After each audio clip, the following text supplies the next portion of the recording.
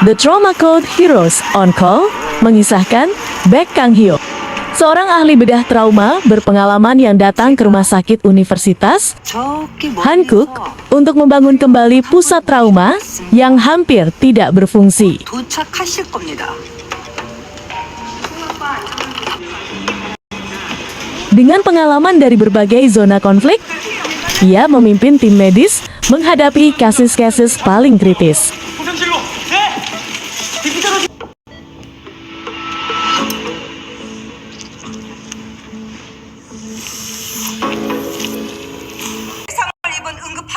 Namun perjuangannya tidak mudah. Di balik upaya menyelamatkan pasien,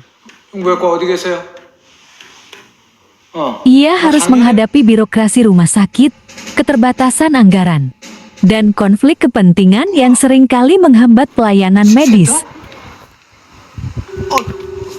원장님, 기술실도 괜찮으세요? 안녕하세요.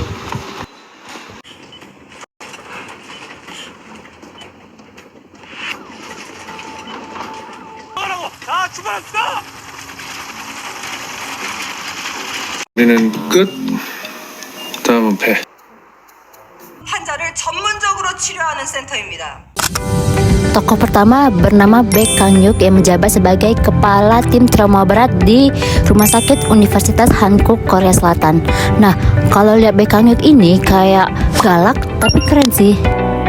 Berdasarkan teori kepemimpinan Bas dan Avolio, Baek Kang Hyuk ini termasuk tipe kepemimpinan transformasional karena memiliki visi besar untuk mengubah sistem di unit trauma yang sudah ada.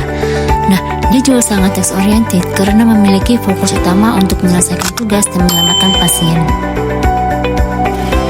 Respons awal anggota timnya, banyak yang merasa sangat tertekan karena Baek Kang Hyuk ini dikenal sangat tegas dan memiliki standar kerja yang sangat tinggi. Namun, setelah bekerja sama dan melihat dedikasi dalam menyelamatkan pasien, mereka mulai menghormati dan mempercayainya.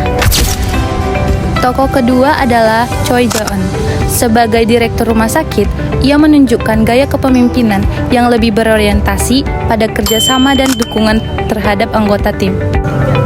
Jika dikaitkan dengan teori kepemimpinan demokratis dari Kurt Lewin, Choi Jae-eun memiliki karakteristik mampu membangun komunikasi yang baik, menghargai pendapat anggota, mendorong kolaborasi, dan menciptakan lingkungan kerja yang saling mendukung. Hal tersebut terlihat ketika ia menjadi penghubung antara Baek Kang Hyuk dan anggota tim lainnya. Ia mampu menjaga komunikasi tetap efektif sehingga koordinasi dalam penanganan pasien berjalan dengan baik. Respon rekan kerja terhadap kepemimpinannya sangat positif. Anggota tim merasa nyaman berdiskusi, saling membantu, dan lebih terbuka dalam menyampaikan pendapat. Gaya kepemimpinan ini sangat sesuai digunakan dalam lingkungan rumah sakit yang membutuhkan kolaborasi antar tenaga kesehatan. Tokoh ketiga yaitu Kam Yong-hee yang berperan sebagai Menteri Kesehatan dan Kesejahteraan. Menurut Bas dan Avolio, Kam Yong-hee ini tipe kepemimpinan yang transformasional, di mana ia menciptakan perubahan besar dalam dunia kesehatan. Respon awal bawahannya hormat kepada Kam Yong-hee karena Kam Yong-hee ini mempunyai tipe kepemimpinan yang tegas. Jadi, dari drama Trauma Code ini menjelaskan bahwa gaya kepemimpinan yang efektif itu tidak menggunakan satu gaya. Gaya yang pertama, Baek Kang Hyuk menggunakan gaya kepemimpinan yang transnasional. Choi Jae-eun menggunakan gaya kepemimpinan yang demokratis. Dan yang terakhir, Kam Yong-hee menggunakan gaya kepemimpinan transnasional.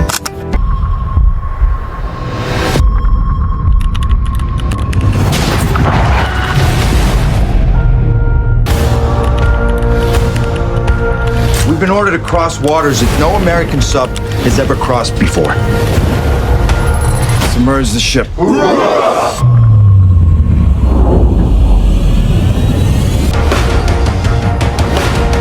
We are witnessing the most aggressive military buildup in Russian history. Russian President, his Defense Minister Durov.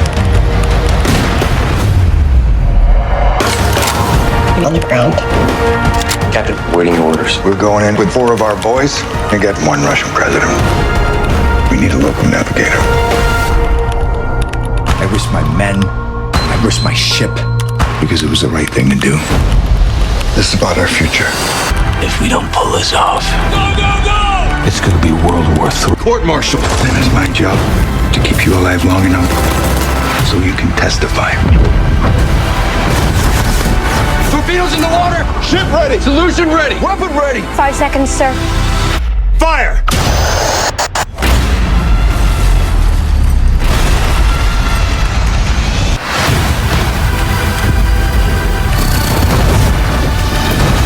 Bow stations.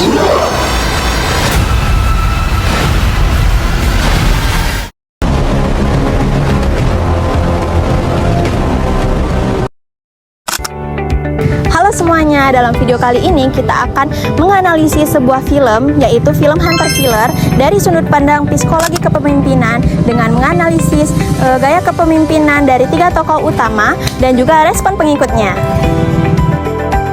Film Hunter Killer menceritakan misi USS Arkansas yang dipimpin oleh Kapten Joe Glass untuk menyelidiki hilangnya kapal selam Amerika. Dalam misinya, Joe Glass menemukan bahwa adanya kudeta terhadap Presiden Rusia yang berpotensi memicu konflik antar Rusia dan juga Amerika Serikat. Konflik ini menuntut para pemimpin untuk mengambil keputusan yang lebih cepat meskipun dalam keadaan yang menekan. Tokoh utama dalam film kali ini yaitu adalah Joe Glass. Berdasarkan teori psikologi kepemimpinan transformasional dari Bass dan Avolio, Joe Glass memiliki karakteristik sebagai pemimpin yang penuh teladan, memberikan motivasi, dan mampu menginspirasi karyawan serta membangun kepercayaan bawahannya. Hal ini terlihat ketika ia tetap tenang, mendengarkan keluhan dan laporan dari kru sebelum mengambil keputusan, dan juga dia lebih mementingkan keselamatan timnya. Respon bawahannya juga positif, mereka tetap meningkatkan loyalitasnya dan juga percaya terhadap keputusan kapten, serta tetap menjalankan misinya meskipun beresiko besar. Gaya ini efektif digunakan dalam situasi krisis yang sangat membutuhkan kepercayaan dan juga semangat kerja.